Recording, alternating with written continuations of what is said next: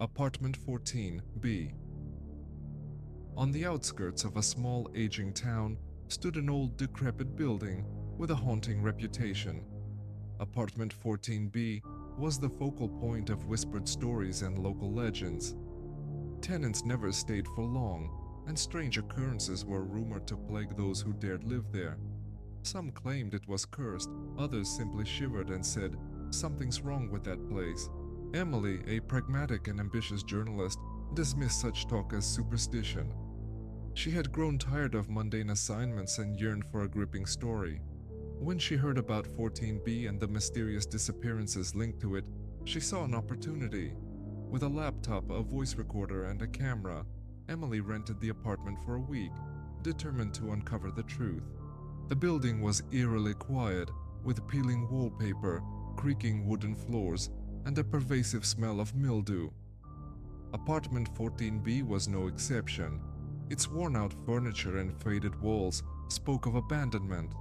A heavy wardrobe stood in the corner, its dark wood polished to a dull sheen, as though it had been waiting for someone. The strange events began immediately.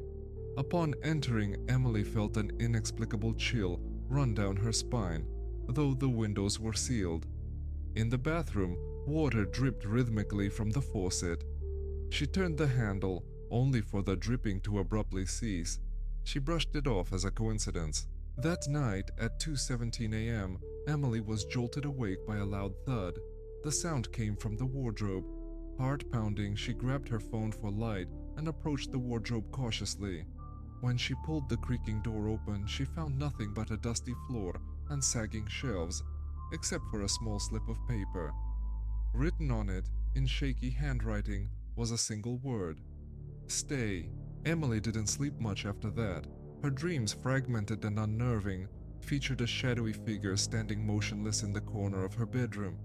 Morning came as a relief, but her unease lingered. She switched on her voice recorder to document the night's events, only to discover strange whispers on the playback. The whispers were faint but unmistakable, and one phrase repeated over and over: "Don't leave." By the third day, Emily noticed other bizarre phenomena. Her phone drained inexplicably, plunging to 0% despite being fully charged moments earlier. The apartment's light fixtures dimmed at odd intervals, casting the rooms in unsettling twilight. Whenever she tried to leave the apartment for fresh air, she felt an oppressive weight pressing on her chest, as though unseen eyes were watching her. Determined to shake off the paranoia, she began packing her things. But as she reached for the door to leave, Emily froze. The hallway beyond the threshold was gone. In its place was an endless dark corridor stretching into nothingness. A cold, oppressive air seeped into the apartment as she stared at the impossible sight. Panic surged within her, and she retreated to the living room, slamming the door shut. The wardrobe stood in its corner, ominously silent, but now its door was slightly ajar, revealing a sliver of impenetrable darkness within.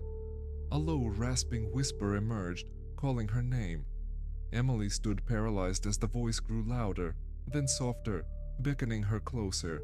She couldn't explain why her feet moved toward it. Her heart raced as her fingers brushed the wardrobe's cold handle. The door creaked open wider, and in the shadows she saw them.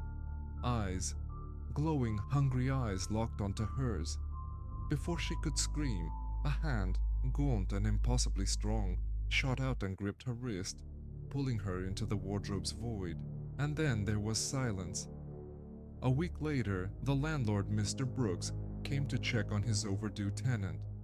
He found the apartment exactly as Emily had left it, her clothes neatly folded, her laptop on the desk, her phone sitting dead on the coffee table. The only oddity was her voice recorder lying in the middle of the floor. When he pressed play, he heard static at first, followed by a faint whisper. The words were chillingly clear. "Now there are two of us." Apartment 14B awaited its next tenant.